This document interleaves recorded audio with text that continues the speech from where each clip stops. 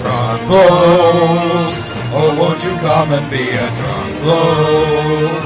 We've got some sherry from the little bar in Inn, where girls with baby cars shop in their pyjamas. Chaps, chaps, drunk blokes, oh come and listen to them drunk blokes. The only one recorded in a motorhome, with Pumba making tea spiked with whiskey. Drunk blokes, you're probably already a drunk bloke, in which case let's sit down and see what happens next. We don't think that they've got arrested yet, or banned from any public events this year. Ladies and gentlemen, I am back. It's early on a Sunday. I am very hungover. I need to record this little intro because the one and the only Dalek Sex has made us something amazing. In the eyes of our friends over at the Snack Covenant that have agreed to blind play all of the Kingdom Hearts games and try and explain the plot if they reach their Patreon goal. And obviously this podcast, as you're about to hear, is a bit of a dedication to why that's such a stupid idea. Although we do wish them lots of luck, so go over there and check them out at the Snack Covenant, available on Podbean, iTunes, all your usual places. Other than that, enjoy this very, very, very special interview. Guest podcast, I'd say, with Dalek's. I've got his little back book out, got one of his celebrity friends, and made this wonderful segment for us. Enjoy. Good evening, everybody. My name is Dalek Sex. Welcome to our latest foray into the random. Joining me this evening is a very special guest. He is 1/3 of the legendary Dismal Jesters, along with Conrad Zimmer and Jim Sterling. He is Sagat in Samus and Sagat on YouTube. He is the internet's embarrassing joke dad. Thank you so much for that introduction. That's right. I'm Jonathan Holmes. I am embarrassing to me and others. We're all an embarrassment. We're all in the same boat on this show. Welcome, though, Jonathan, and thank you for being on the show. Completely randomly. This isn't like some big thing. It's like, oh my god, Dalek snagged an internet celebrity for the show. I just texted him one evening and went, "You busy?" And he went, "Yeah." "You want to talk?" "Yeah." That's pretty much right, yeah. And I am excited to do it. It was very flattering that you thought of me. Right. Let me lay down the lyrics that'll make you call the cops. Kingdom Hearts 3 is out, is it not? It's out. It's over and done with. It's way out. It's probably over and done with by now. It's been out for like 30 seconds. Somebody must have written a wiki on it by now. Yeah, solid week. Most people I know have put 24 to 48 hours into it. Lightweights. Anywho, now a lot of people have done videos on how difficult the plot of Kingdom Hearts is to understand. It's like, oh, hoo-ha, look at this, isn't it complicated? And Jim did one. Jim did a supercut of something like a 25-minute reading of the plot that he did, which was very amusing. Team 4-Star have done one as well. Lots of people have done them. And it got me thinking, why not do something about how easy Kingdom Hearts is to understand? Yeah, why not do something? Hear me out, Jonathan. Oh god, I've always wanted to say that. That had a certain... Yeah, you contained it. You kept in character, but I could tell that it was hard for you to hold in your happiness about that. I did a little bit of a special sneeze there. The reason this occurs to me is because there's a podcast that I listen to called The Snack Covenant. It's a Russian girl called Sinclair who lives in Canada and an Australian guy called Richard, and they talk at ridiculous length about From Software games mostly, but also retro stuff. And they did a podcast where they tried to explain the lore of Killer 7. Oh. And Richard made the point very well that Killer 7 isn't actually that difficult to understand. It's just deliberately confusing. He said, as its core, Killer 7 is... It's a basic spy novel. You've got two political parties fighting over a document. You are an assassin that gets caught up in the middle of it. Once you accept, once you internalize, once you digest the fact that there is all this magic bullshit happening all over the place, and can just hand-wave it, then if you can follow a Smiley's People novel like Tinker Tailor Soldier, then you can follow Killer 7. Like, why are there magic gimps hanging from the ceiling? Shut up, doesn't matter, has no bearing on the plot. Why are Harmon and Kun Lan immortals playing chess? Shut up, doesn't matter, doesn't have any bearing on the plot. And having looked at the matter at length, I think the same is true of Kingdom Hearts. An engine revved up in me when you said that. I suddenly felt all aflutter. It's going to be simple. What do you think? I mean, do you have a relationship with the KH franchise? Is your heart your guiding key? I played Kingdom Hearts 2 for like 2 hours when I was in graduate school, college. Very sad, very tired, poor, in debt, eating a lot of ramen noodles, sleeping like 3 hours a night.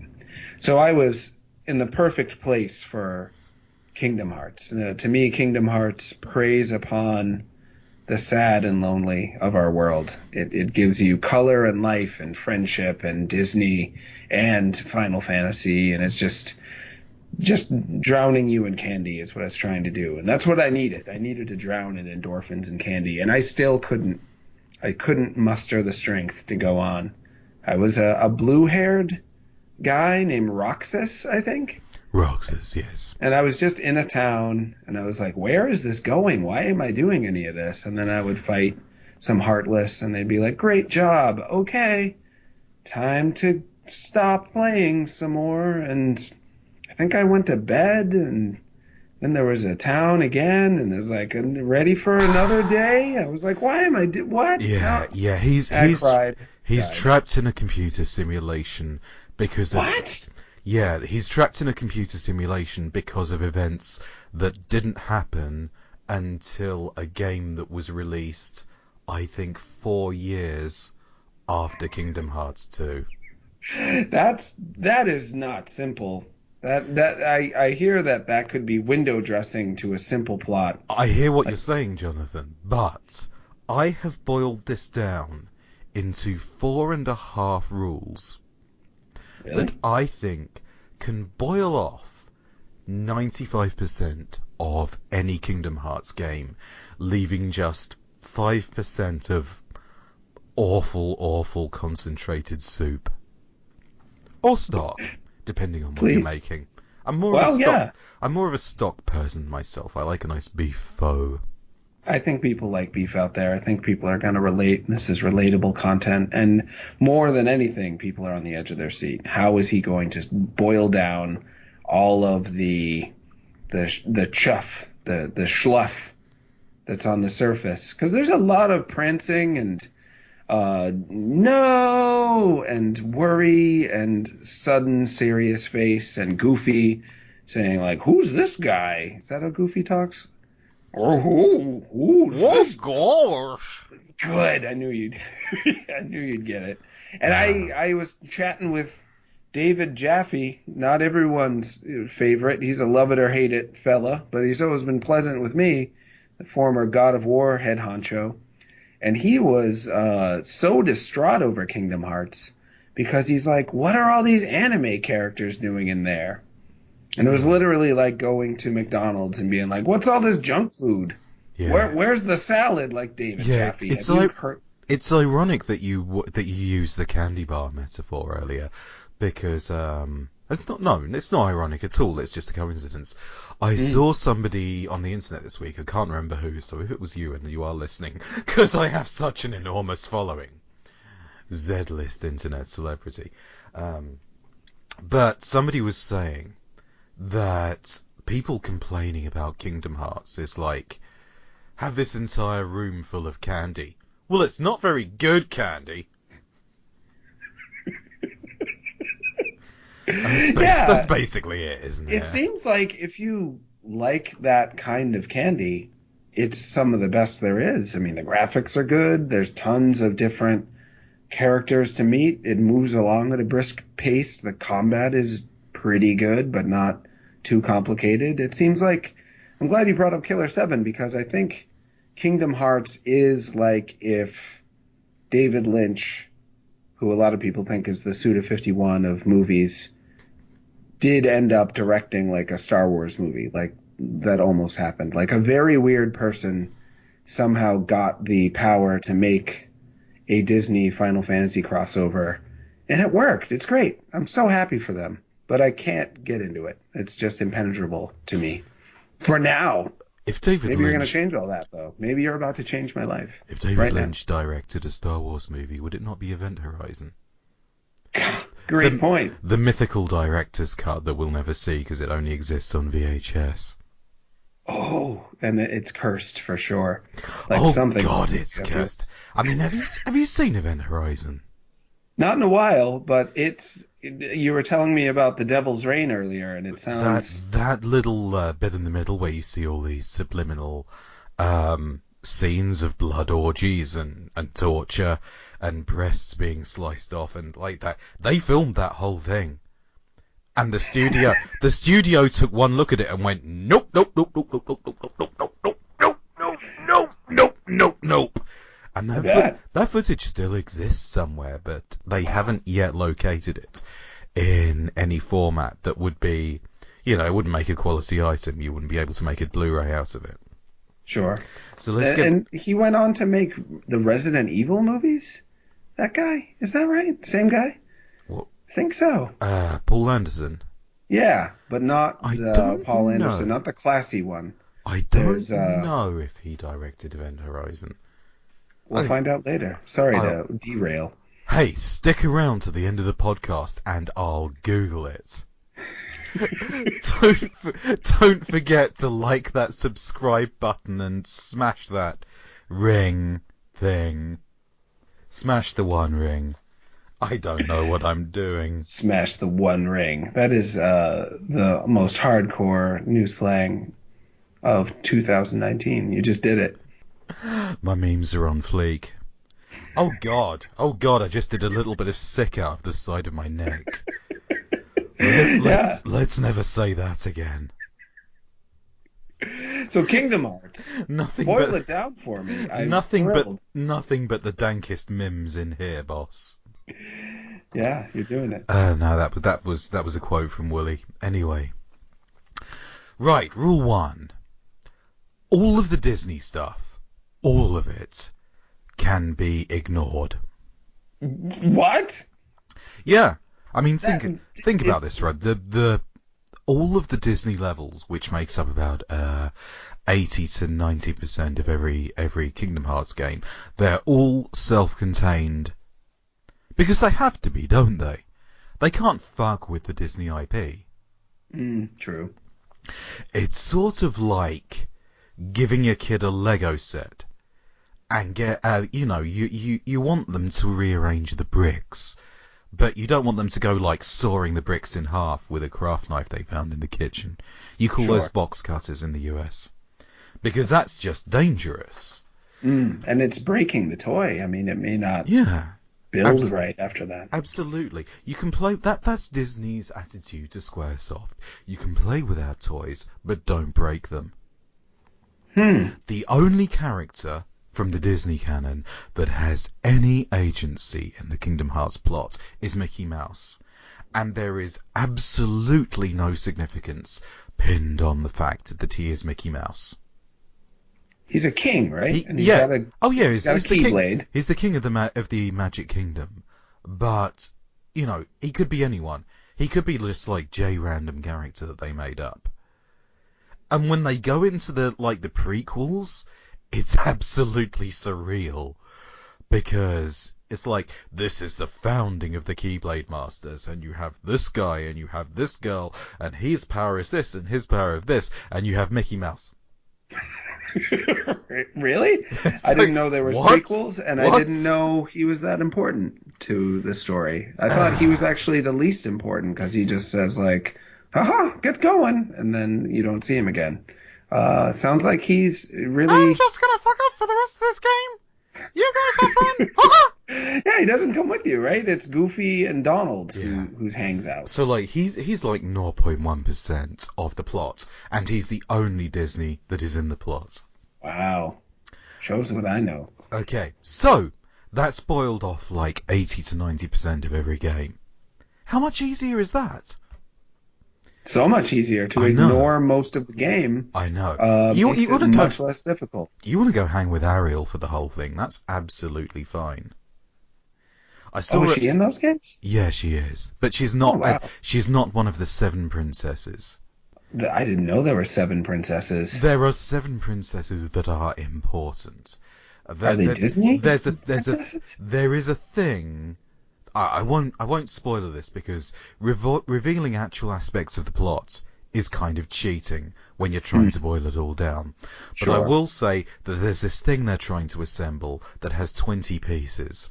And 7 of them are princesses without dark in their soul.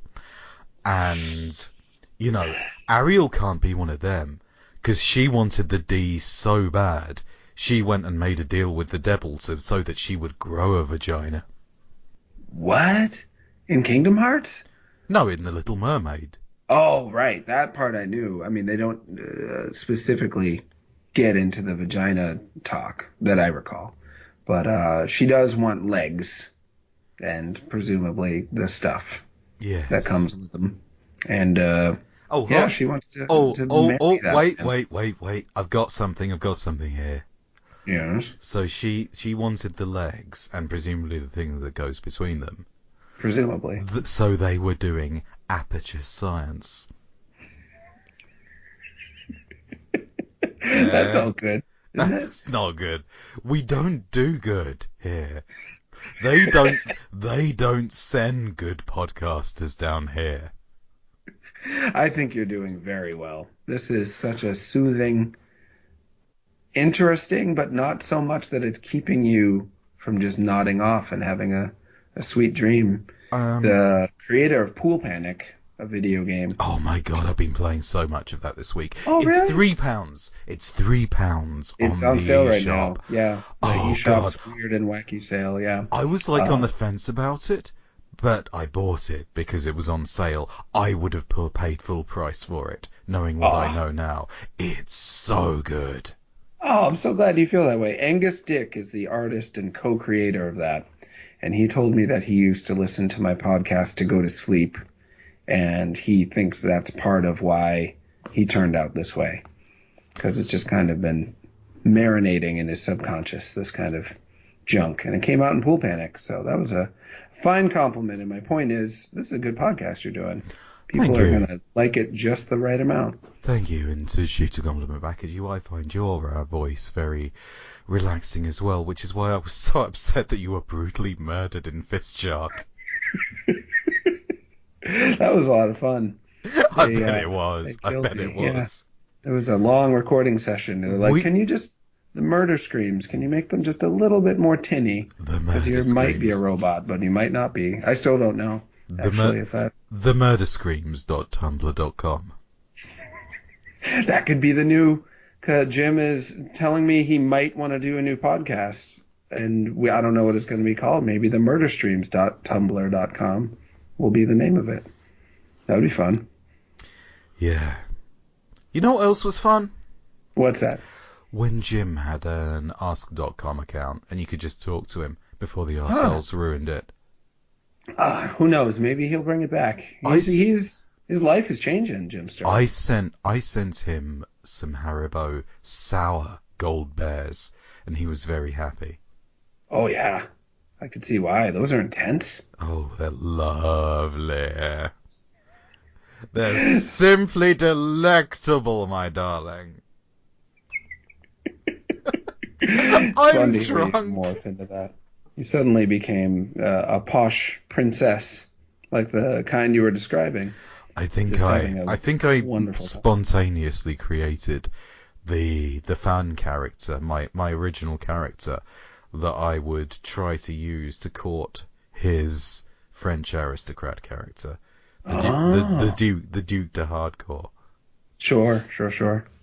We I have to get remember. on to rule 2 though, or this Yes, is going to go please. on for bloody I know, hours. and I do have to carry on with my wild night of being a dad somewhat soon, but not yet.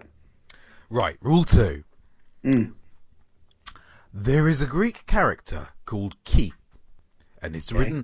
written like an X, but with a little twirly bit on the edge. And there is a Keyblade. Oh. The Keyblade is not the Keyblade. What? Yes, the Keyblade is not the Keyblade. The Keyblade, there's lots of Keyblades, but there's only one Keyblade. And he's a Greek? No, only the Keyblade is Greek. The Keyblades are just common. And Greece exists in Kingdom Hearts lore? Well, Hercules does. Right, and I figured... So I guess Greece must. Oh, God. Wow, great. And Hercules is one of the few Disney characters in Kingdom Hearts 3, because a lot of them are Pixar, is that right? I don't actually know anything about Kingdom Hearts 3. I've just garnering the information to make this podcast and boil it all down to this list has been like spinning plates with my perineum. So I really haven't been keeping up. I clicked on Jim's video about it and he said I like it, and then I clicked off it. I was like, yeah, that's all I need to know. That's kind of where we're at, right? Unless you are desperate to experiencing it for yourself because you want to get out of your own life and enter the Kingdom Hearts life, you just watch some videos about it and find out what you want to know. Anyway, what you need to know is there's the Keyblade and the Keyblades. Okay. And the Keyblade, not the Keyblade, is the important one. That's the one that controls Kingdom Hearts, which is like I guess the source of all hearts. Have you seen Evangelion? I think I watched about 10 episodes before I gave up. Do you know? Oh right, yeah. Do you know anything about Kabbalah? Is that from the movie? No, I saw some of the movie. it's like a weirdo offshoot of Judaism. Oh, okay. Madonna was into that. The Sephiroth. That's Kabbalah, the Tree of Life. Sure. Right. In the Sephiroth there is this concept called the Room of Galf, and that is where all the souls are. And like when somebody gets born, a soul comes out and inhabits the body, and when they die, it goes back in there again. Oh. I think from what I gather, the Kingdom Hearts is like a anime version of that. Really? Yeah, it's like where all the hearts are. So many hearts, such hearts. Wow. But I mean, this also sounds like the Devil's Reign again. Yeah, it could this be. concept Yeah, of absolutely. Could. Yeah. That can be put in an egg, or put in a key, or put in a book, or put in a keyblade. It could be the Devil's Reign, but anyway, the point is, it's the big deal. It's the big kahuna, and the Keyblade, not the Keyblade, controls it. So the Keyblade, not the Keyblade, is what everyone is fighting over, because the person who controls the Keyblade, not the Keyblade, gets to control Kingdom Hearts. And who controls that Keyblade, not the Keyblade? Is it Key with the blade? No, because they're trying to reassemble it so that they can start another Keyblade war. You sold me on this being... This sounds more complicated than it is. All you need to know is that there are two things called the Keyblade. Okay. And it's not clever, it's just bad writing. So Once you understand that, you can just breeze through it with style and aplomb. So ignore all Disney, rule one, Yeah. except a little bit of Mickey because he had something to do with the formation Yeah. of the Keyblades. No, he didn't. He had to learn the Keyblade like everyone else. Oh, of course. But yeah, ignore Disney, and there are Keyblades and Keyblades which are completely different things, and it's not clever or complicated. It's just shit writing. Rule number 3 is ignore all the other rules in the game. Because you've got all of these things. You've got the heartless. You've got the nobodies. You've got the verseless. The verseless are like wild emotions that have nothing to hold on to, so they lash out at there's just lots and lots of mechanical rules about how the Kingdom Hearts universe operates. The only rule that they ever actually come back to is that you have a heart, and if your heart is broken or lost in some way, then you split into a heartless and a nobody. A heart without a body, and a body without a heart. Okay. And Roxas was Sora's heartless? Or was he his nobody? Maybe his nobody. It's not important. Like I said with Killer 7, shut up, doesn't matter, has no relation to the plot. Move on. Right. The only thing that can turn you back into a somebody is if both your heartless and your nobody are defeated. This is the only rule that matters, and even this doesn't make it through the first fucking game without being contradicted. Really? Really. Because, again, not going to relay any plot specifics because again, cheating, but somebody gets somebody gets changed from one state to another by, and I promise you I'm not being lazy here by describing it in this way, by getting a magic hug. I looked on a fan wiki. And it said they were somehow able to be changed. Somehow. Now, when you are dealing with people who like write these wikis, they dedicate every single fibre of their being to defending all of this terrible writing, and they cop out with the word somehow. That's code for, nope, fuck it, not even we can defend this. Wow. This is the most I've ever been interested in Kingdom Hearts. I can't wait to see that hug. Is it in the first game? Do I have to play that whole game now? That's in the first game. It's in the first game. You really don't have to play it. Gonna have to play it. There's a collection on PS4 that you can download. It's you can get like most of the original games, like 358 over 2 days, which is the amount of time you'll never get back. I tell people who don't know about Kingdom Hearts that there's one called that, and they just start laughing. And then I say, and the new one, when you play it, you think, time for Kingdom Hearts 3. And it says, nope, this is Kingdom Hearts Roman numeral 2 point, Arabic numeral 9. You know about this? When you start playing it, you're not playing it. I'm not playing. I bought the whole collection, and I was like, I'm gonna play this from start to finish, because I have a thing about completionism. I played through all the Final Fantasies, I played through all the Mega Mans, even the horrible Game Boy ones. I played through all the Castlevanias, even the horrible Game Boy ones. Oof. Except for the one with Alucard and Sonya in, that was alright. But Konami fucking retconned it out of existence. Oh, I think it retconned it back in. Or are you thinking of the one with Sonya and she gives birth to Alucard at the end? No. She talks to Alucard before the fight with Dracula, and then she's holding a baby at the end, who I guess is Simon. No, I think Simon was third generation. Maybe Oh. Maybe Christopher. I'm rusty on my Belmont lore. I used to know it off by heart.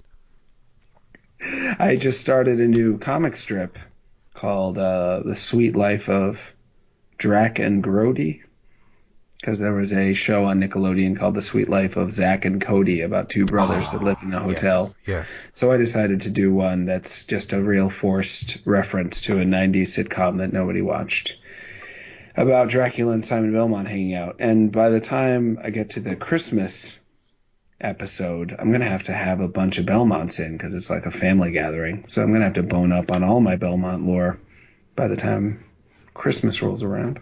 Have you been accused of forcing an SJW agenda with it yet? Not yet. The first one has not yet gone to print. It's going to print in Nintendo Force magazine in about 10 days. So we'll see if anyone reads it and notices anything about it. I should have mentioned this, by the way. Jonathan is, according to a document that was published at the very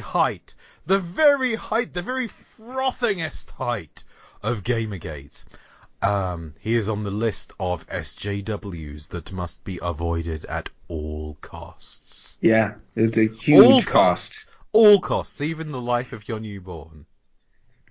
Because if you don't, it's going to cost you even more. If you have to, if you're forced to, if you're somehow trapped with my agenda, it's going to cost you. You're going to walk away a new person, a worse person. I'm going to make you into a worse person. Yes, we have no agenda. We have no agenda today. That would have been nice. Nobody sang that. The thing is, I don't find stuff like that very funny, because the alt-right is such an easy target. But what I do find funny, and I've mentioned this to you on multiple occasions, is that, get ready for this, listeners, Jonathan was once accused of taking bungs from the game industry in return for high review scores. And the bribe in question was a Worms t-shirt. That's funny. And I think that's my favourite video game industry story. Yeah, the Worms merch. It was in the comments like, you did it all for the Worms merch, for the Worms keychain, Given that socks. One bad review could basically ruin your career, it's like, oh, but that t-shirt, no! Yeah, as I know it, not to get too deep or political or serious, but if you have to choose between kissing your audience's ass, if you pardon my French, or kissing Worms' ass for a t-shirt, most people choose kissing the audience's ass and just telling them what they want to hear about AAA video game du jour. You know, that's how you make the big bucks. You just like all the stuff people think they're already supposed to like to reinforce their identity and their opinions. You make them feel safe and warm, like, oh yeah, all the stuff you like is actually good. Then they just keep giving you money.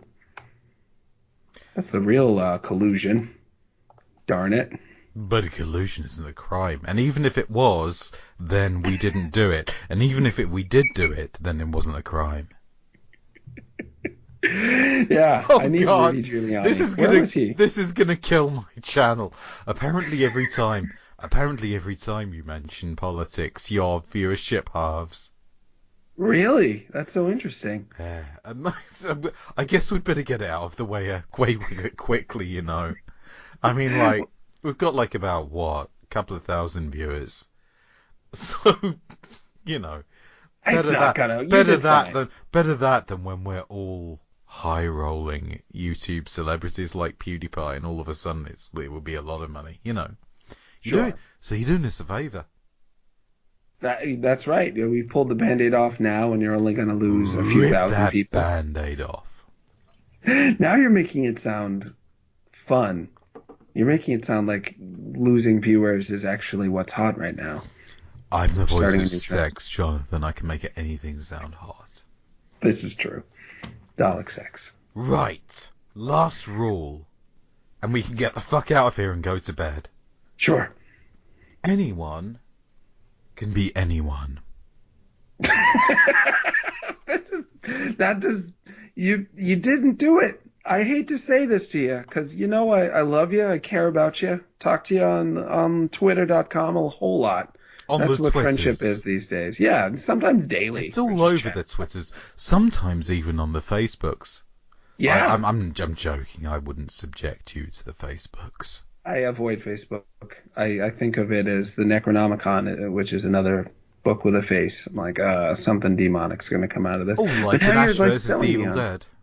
Yeah. Oh, the great show. Oh, and I was going to recommend. Yeah. I can't remember if I recommended it to you yet because before we started talking about Kingdom Hearts, I think it was offline. You were telling me about your love of horror movies that were generally made between the 70s and 80s that just kind of strolled in with a very believable, not a ton of soundtrack to bring you out of the believability. It almost feels like a documentary. And then just hit you in the face with their dick. Yeah. and walk straight out again. Yeah. And then that's the end. That's how it goes. There was that Donald Sutherland one where their kid is missing and they're so sad. And then they find the kid and they're so happy. And then it's just a little demon and it stabs them. And then it's just over. And then some nice orchestra music plays, like The Sound of Silence plays or something. Just some feel-good Art Garfunkel sort of deal. You know what I'm talking about? That sounds like something that Jim would say if he was talking about Simon and Garfunkel. I know. I've got Art Garfunkel. Edwunk Gunkin.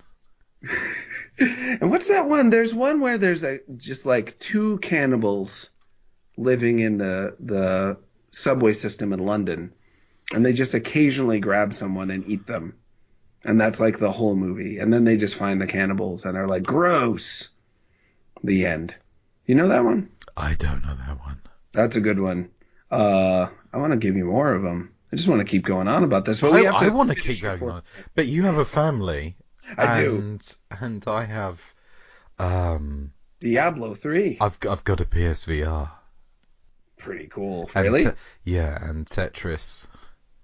Tetris is very VR. Good. Tetris Effect. Oh, yeah. Yeah. Oh. Have you got the what do you call it? The Groundhog Day? Did that come out or did that just get announced? That's not actually out yet, right? You're taking me into uncharted territories now, my friend. Sorry. Groundhog Day 2 just got announced, I think, for PSVR. Did you know that one of the UK TV channels on Groundhog Day this year played Groundhog Day all day? Just on repeat, yes. That takes you there. That's classy, isn't it? Yeah, that sounds like good TV. I'd watch Rule that. 4. Rule 4. Rule 4. Anybody can be nobody. Anybody can be anybody. Yeah. Anybody can be anybody. That's the rule, yeah. You can be a clone. Oh no, I wasn't him. I was a clone all along. I was his replica all along. I was his data self. And... What? Data I self? was his nobody. I was his somebody. I was his heartless. Wow. And this is complicated by the fact that the big bad in the game can time travel to any point at will and possess any character at will. Ha! I am them, but I was possessed all along. So it's shape-changing plus drawing someone's essence out and that becoming a different person who could reunite with the other part of themselves to become their true selves again. Yeah. But you also might be a data self, it sounds like, which is that like math? Or is that when you go into the Tron world, you become your data self? It's not is that like how... That would have been the smart thing. That would have made, because Tron's in these games. I think it has to do with Jiminy Cricket. Because... No. Really? Well, Jiminy? one of the mechanics of the first game is that Jiminy Cricket saves your data. Okay. He saves your game. And there's a game called Coded, and a remaster of it called Recoded, Mhm. where he has taken all your save games and written them up into a journal. But he has found problems that he reports to Mickey, and which are a result of Namine, who is the Heartless of and she redirects your memory. You're making me. You're pulling me in. There's a character named Every Namine. time I think I'm out, they pull me back in. We're not going into it. There's We're a not character going into it. named Namine. Yeah, Really? Namine, yes. Naminen. Yeah, Namine. Namine, I think. That's like if there was a movie, like let's take The Last Action Hero starring Arnold Schwarzenegger. For Oh God, I love that movie. Great movie. What if his name was Nollywood, like Nollywood Nils? I like Namine movies. is just it's anime with an N in front of it, and when you're describing it's one of the most stereotypical avant-garde, but not so avant-garde that it's alienating, trying to be weird in order to be classy, in order to bring anime up a stage. You know, anime is all split into different kinds. There's the soap opera, harem fantasy ones, and then the just trying to be action movie ones, and then there's the one that's like we're kind of smart but not that smart, but classy enough to try to do something artistic, but not really. That's anime a lot of time. And they actually named a character Nanime. I'm still in shock. Namine. In this Namine in this anime. It's just the word anime. They just named a character after anime in their anime story. I'm shocked. Color me shocked. Okay. But I shouldn't be shocked. Because there's a Keyblade. There's a But that's Keyblade, not- but it's not the Keyblade. So this is how they're doing it. And they've been doing this for so long. I'm so proud of them. They did not give up. They just kept doing it like this. They and people just kept buying it. They doubled down on that wall. Wow. Good for them. Rule 4A. I did say it was 4.5 rules. This is true. That's true. You warned me. It's good. I'm ready. Ansem is not Ansem. Who's Ansem? He's the big bad in the first game. Okay, just the first one. But it turns out that he is also a big character who is behind everything. Ansem is two different characters, and neither of them have anything to do with each other. Really? There's no clever plot device. They are just two completely separate characters called Ansem. There is no need. You don't need to draw conspiracy theories. You don't need to draw lore videos. You don't. It's like they just named two characters the same guy. Wow. And do they look the same, or is there anything similar about them? No, there is nothing similar about them. Wow. So that's like if there was Luke Skywalker, and you're just loving him. You're just loving Luke Skywalker, and then Return of the Jedi comes along, and they're like, "Hey, what's Luke Skywalker doing here?" And it's just played by Jack Noseworthy. It's like, yeah. Your Treat It's Williams like- just shows up. I Luke Skywalker. I like to here. think of Jack Black playing Jack Black, sure, Luke just shows up. Skywalker. Hey, He's just like going, "Oh, hey, there. Luke Skywalker. I like Pitfall, Pink Floyd reference." And then the other Luke Skywalker is just hanging out with the Ewoks simultaneous to that, and no one talks about it, sounds like. Yeah, and the other Luke Skywalker was just like, "I'm just gonna stay here and update my live journal." How could they do that? Why did they? How come? I'm left with so many questions now. I'm much more curious about Kingdom Hearts than I've ever been. I know, you're my left whole with life. so many questions, but it doesn't And that's matter. It doesn't matter. Because that was Because rule it is 2 or 3, I a think. terribly written game. I- These are your tools. These 4.5 rules are your machete, your hedge trimmer, your chainsaw, and your shears to get this down to the down to the core, Jonathan. Just rust it all up in there. And so Wow. I'm just Getting in there. I'm going all pod-tied again. I'm sorry. It feels good. I enjoy it. So this is how I can just get up in there. I ignore all the Disney story parts. Let's summarize. We ignore the Disney parts. You have to understand that the Keyblade and the Keyblade are different, and that's not a really clever thing. It's just shit. All of the rules can basically be ignored, except that when your heart gets broken, then you become a heartless and a nobody, and you can be reunited, but even that isn't consistent. Okay. And there's a magic hug in there somewhere, and anybody can be anybody. And Namaste is also Namaste. Yeah. And as Is you said not before, Namaste. the fourth rule is that at any point anyone can actually say, "Aha! I was actually Mike Pence." You just lost about 500 listeners. That's okay. It's gonna be all right. We're British, so there's a reasonably low chance that anyone knows who Mike Pence is. Good. Dodged a bullet. Very good. This has been a very good podcast. It has been a very good podcast. I feel very good now. I feel good, and I thank you for making me feel good. We said we were going to Google something at the end of this show, and I can't remember. We were going to Google it was whether if Paul W. S. Anderson. Oh, I said Paul S. Anderson. Shame on I mix up my me. WS and my S, because one of them did... It's very similar to... if you go to a fast food restaurant, which I'm clearly thinking a lot about, you can get their, let's say it's McDonald's, you can get their quarter pounder, which is technically the same meat. It's McDonald's meat, but it seems to have been grown in a lab with like better chemicals than they're just getting a cheeseburger. Their 99-cent cheeseburger meat is clearly cut from a different lab. Cut from a different lab. It's grown in a different pot.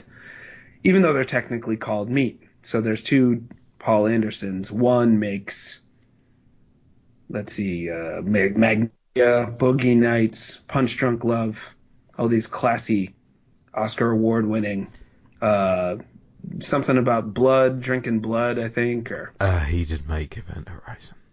He did make Event Horizon? He did make Event Horizon. The other one, the Resident Evil one. The Resident Evil one. The one who could have gone on to great things after Event Horizon, and then he just made some okay Resident Evil movies for like 15 years. And you know what the sad thing is? What's that? The things that Mila Jovovich could have gone on to if she hadn't married him.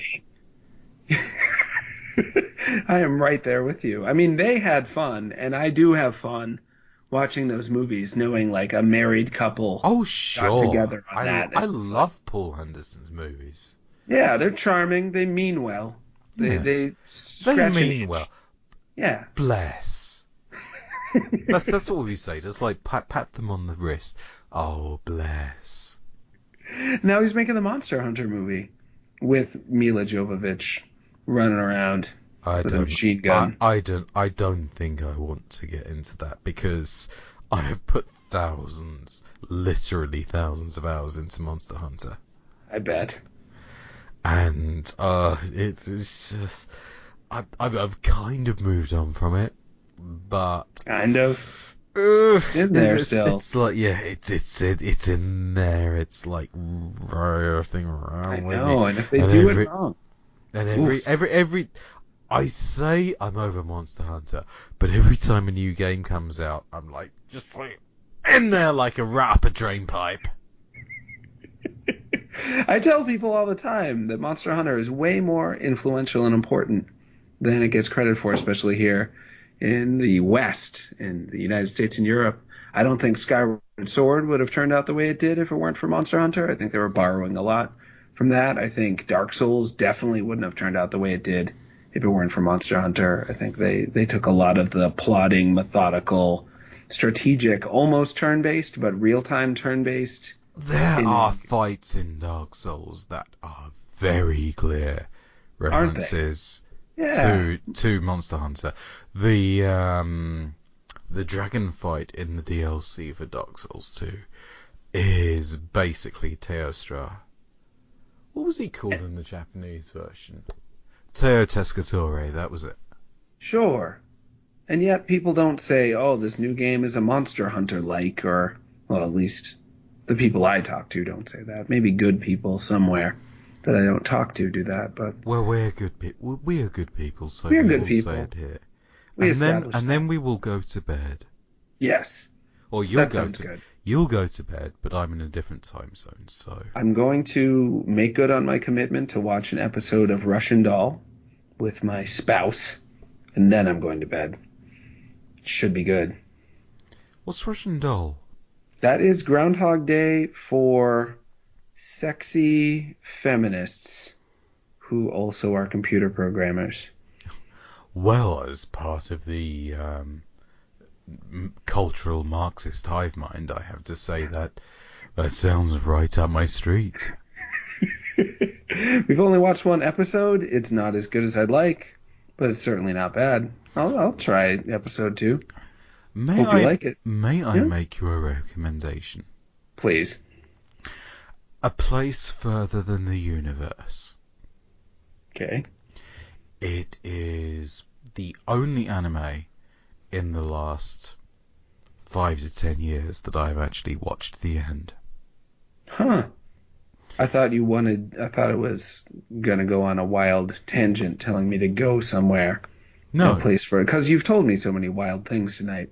I'm ready to believe anything. So it's an anime it's called an A Place anime. Further Than the Universe. It's an anime about 4 little girls going to the South Pole. It is breathtakingly beautiful. Aw, good. Seriously, when you get to the last couple of episodes, there will not be a dry eye in the house. It is Really? lovely. It came out of nowhere last year on New Year's Day. With no promotion and no fanfare whatsoever. All of a sudden this thing just came out, and there was this, like, half a season anime about little girls going to the South Pole. Oh, it's just wonderful. It's wonderful. I can't wait to check it out. I hope I didn't sound too disparaging towards anime. I think calling things anime, if anything, I've been even more annoying about that, because it's like calling all Hollywood movies, I don't know, popcorn movies or something. It really depends. Some of them are quite different than the other ones. Same with anime. If you watch Porco Rosso and then watch Devilman Cryberry.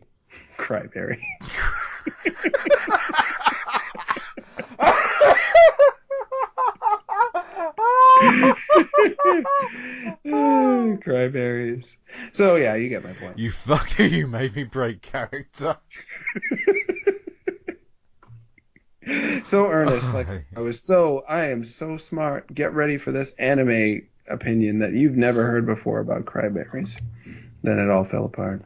On that note, I'm gonna go on a note that's indicative of my character. I'm gonna go on that note. I'm gonna go on a boat.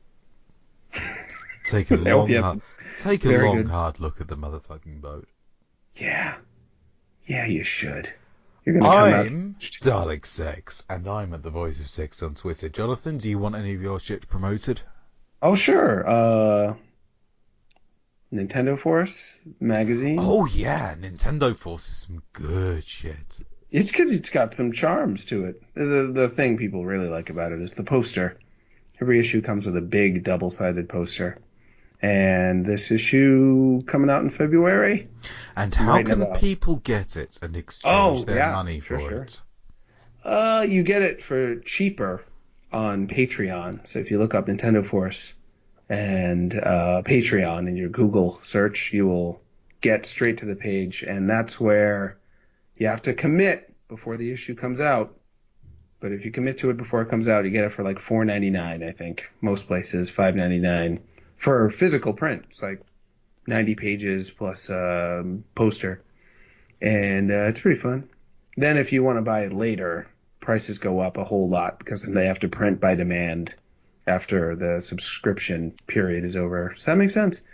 I really got deep in the woods on that one. But yeah, look it up. I'm on Patreon. It's got its own .com now, Nintendo Force.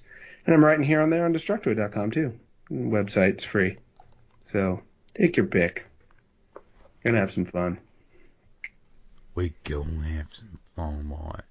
So you just sound like a character from Resident Evil 7. Oh, thanks. I've been trying to do that here and there. Build the family, son! So I have such mixed feelings about Resident Evil 7. That's a whole other podcast time. That's a different podcast, though. Sure is. Good night, everybody! Night, everybody. Goodbye. So that was a drunk Dalek Sex. Very hilarious, as you may know.